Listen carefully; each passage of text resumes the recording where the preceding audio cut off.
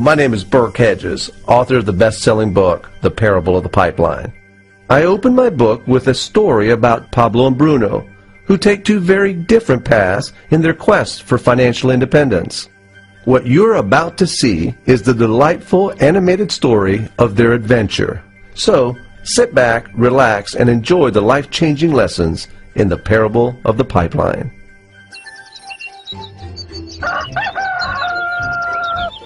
Far away, in a small village, near a beautiful valley, lived two friends, Pablo and Bruno. They were both young and dreamed of a better life for themselves. They'd often discussed their dreams about how they would become the most successful men in the village. They weren't afraid of hard work, and they searched for opportunities to help realize their goals and achieve their dreams. One day, an opportunity presented itself.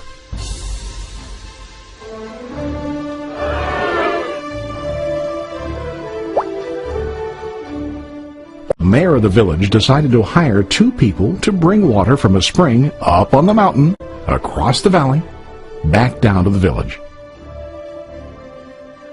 They were to be paid based on the amount of water delivered to the village. Bruno and Pablo enthusiastically got to work.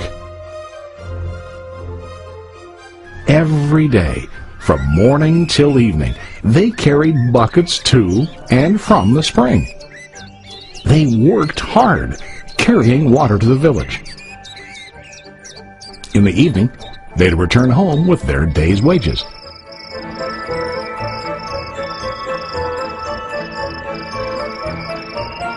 Bruno was satisfied with his work and the money he earned. He was sure that with this work he could achieve his dreams. Bruno thought that to increase his wages he could use bigger buckets to bring more water each trip. He believed with a larger income he would soon be able to buy a cow and the house that he dreamed about.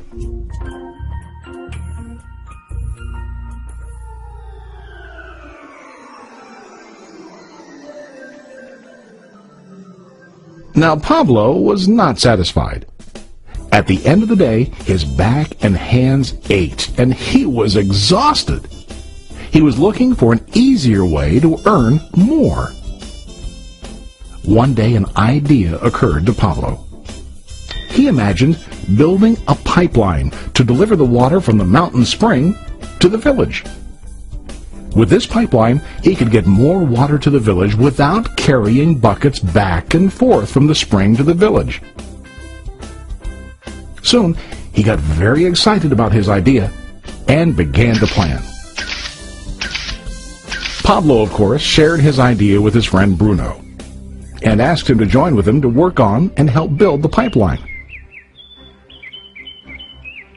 Bruno thought the idea was crazy. All Bruno could think about was what his money could buy today and how to get it quicker. He felt that building a pipeline would slow him down and delay him in achieving his goals. Instead, Bruno got bigger buckets and went more often back and forth, fetching water. He was sure that with this method, he could make more money. Pablo decided to build the pipeline on his own. He understood that it would not be easy to build, and it would take time to complete the pipeline. Pablo knew that it could take several years to finish, but he set his mind on his goal. Every day he worked and carried water like before. But on weekends and during his spare time, he worked hard to dig in the rocky soil and build his pipeline. In the first month, there was little to show for his work.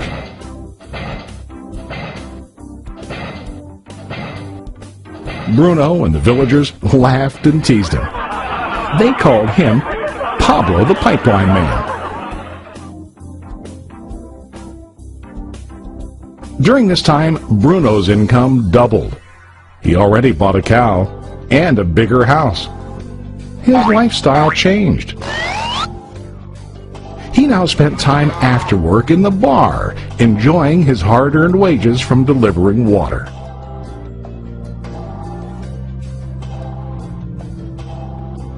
What Bruno didn't realize was that his body was starting to stoop from carrying heavy buckets every day.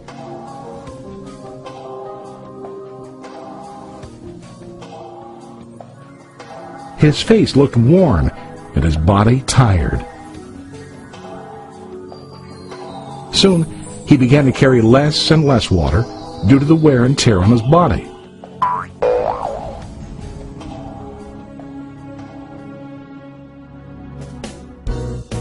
Month after month, Pablo worked. Soon a year passed, and then a second year. Finally, Pablo finished his pipeline. He now used his pipeline to deliver water to the village instead of carrying buckets. Pablo was now earning more money than ever before. The water continued flowing to the village, while Pablo wasn't working. While he slept and ate, the water flowed. Pablo was happy and proud of his insight, persistence, and hard work. Now his income flowed as long as the water flowed through his pipeline.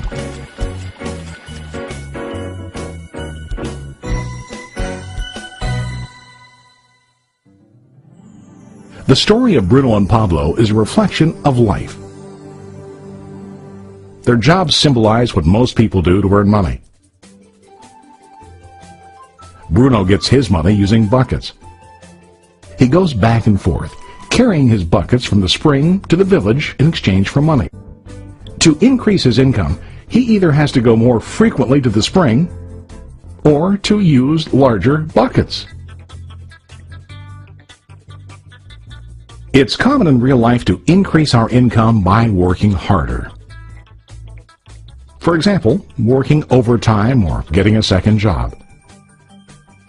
We also increase the size of our buckets by accepting a higher paying position, which often includes spending more time on the job. Most of us exchange time for money like Bruno.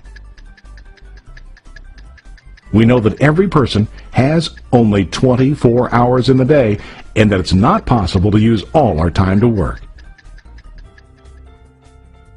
The most difficult time comes when we can no longer exchange time for money due to age, health, or other reasons. Then, our income stops. Now let's review what Pablo did. Very wisely, Pablo did not exchange all of his time for limited income, but he used some of his time to build a pipeline. He knew that the pipeline would bring ongoing income as long as the water flowed. An ongoing income that multiplied the time he worked each day. Pablo knew that someday, maybe because of age or health, he would no longer be able to exchange his available time for money. Pablo knew that if he could make his idea of a pipeline work, then he only has to do the hard work of building the pipeline. After the pipeline was completed, Pablo was able to monitor and maintain the flow of water to ensure that his income will continue. Pablo has shown us that to earn an income, we don't always have to directly exchange time for money. There really are better ways.